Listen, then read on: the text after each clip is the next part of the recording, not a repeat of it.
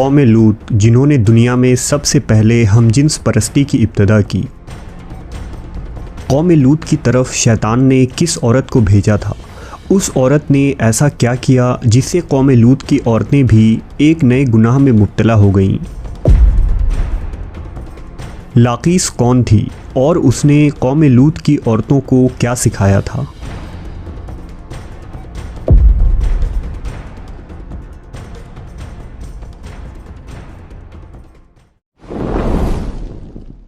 शैतान अल्लाह का नाफरमान और बनी आदम का सबसे बड़ा दुश्मन है, जो मुख्तलिफ़ तरीक़ों से लोगों को धोखे और फ़रेब में मुब्तला करता रहता है और उन्हें वर्गलाता है। कुरान व हदीस के मुताले से पता चलता है कि शैतान सिर्फ़ एक मखलूक नहीं है, बल्कि इब्लीस की एक पूरी नस्ल है और उसके बेशुमार औलाद हैं। कुरान मजीद में शैतानी ज़ुर्रियत का ज़िक्र मिलता है, जो शैतान के चेले और उसके कामों में उसके मददगार और मावीन हैं। बयान किया जाता है कि शैतान की कई औलादें हैं, जिनमें वल्हान नमाज और इबादत में वसवसे डालता है, मस्तूत लोगों में अफवाह फैलाता है, वासिम घर वालों में लड़ाइयाँ लगवाता है, मुर्रा गाने बजाने के गुनाह को आम करता है, और इसी तरह इब्लीस के कई बेटे और पोते हैं जो मुख्तलिफ़ कामों पर मुकर्रर हैं। शैतान की उन औलादों और ज़ुर्रियत में एक नाम लाकीस का है। लाकीस दरअसल शैतान की बेटी है, जिसे इब्लीस ने एक ख़ास ड्यूटी पर मुकर्रर करते हुए कौम लूत की तरफ भेजा था।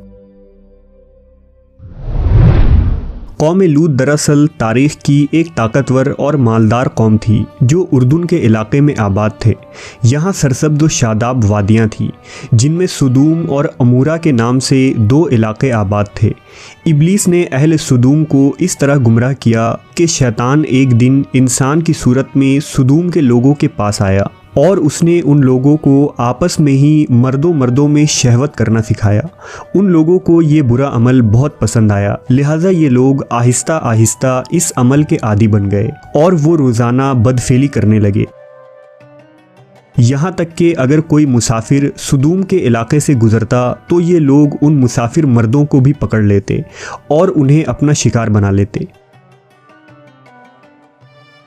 वक्त गुजरने के साथ ये लोग इस गुमराही के गड्ढे में गिरते चले गए और ये लोग औरतों के बजाय मर्दों और लड़कों से जिना करने लगे और औरतों की तरफ उन्हें कोई रग़बत न रहा और खुले आम इस अमल को शहर के चौक चौराहों पर किया जाता था। उनकी हर महफिल में मर्दों का रक़्स और उनके साथ अय्याशी और जिना करना उनका दस्तूर बन चुका था।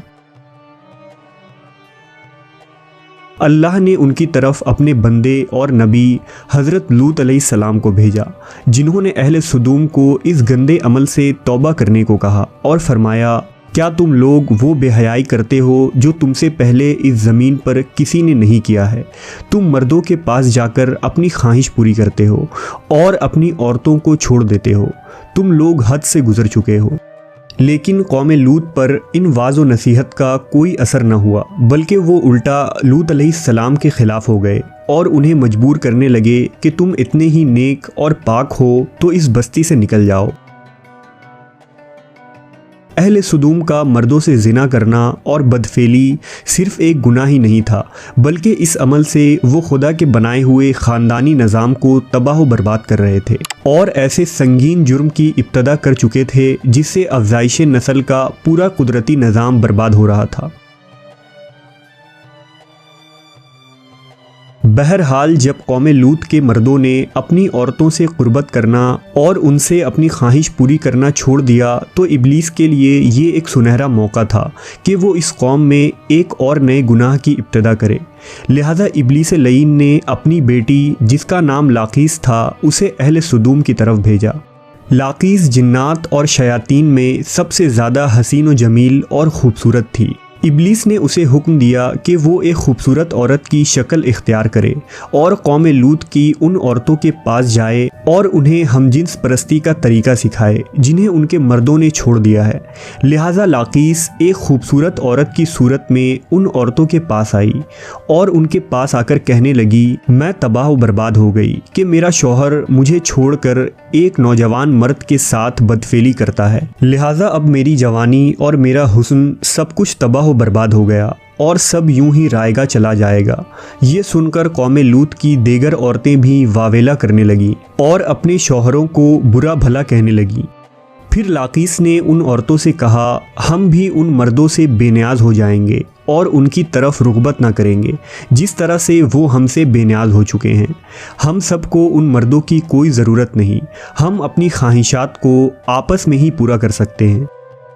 इस पर उन औरतों ने लाकीस से पूछा कि वो कैसे। लिहाजा लाकीस कौमे लूत की एक रईस और ख़ूबसूरत औरत के पास आई और उसके साथ बदफेली की और उन औरतों को औरतों से हमजिन्स परस्ती का शैतानी तरीका सिखाया।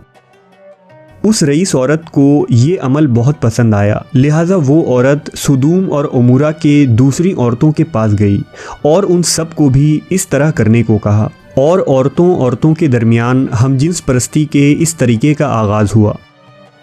जब उन मर्दों ने देखा कि औरतें औरतों के साथ ही अपनी शहवत को पूरी कर रही हैं, तो उन मर्दों ने अपनी औरतों को इस बदफेली से मना नहीं किया। वो खुद भी हमजिन्स परस्ती के गुनाह में मुलव्विस रहे और अपनी औरतों को भी इस गुनाह में शरीक करते रहे।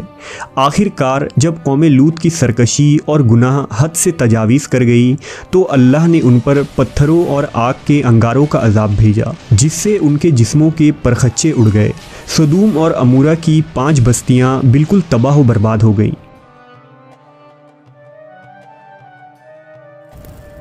सुदूम और उमूरा और उन इलाक़ों में होने वाले इस हमजिन्स परस्ती के गुनाह का जिक्र न सिर्फ इस्लाम बल्कि तौरेत और इंजील में भी मिलता है, जिसमें उन इलाक़ों यानी सोडोम एंड गोमोरा को सिन सिटी कहा गया है।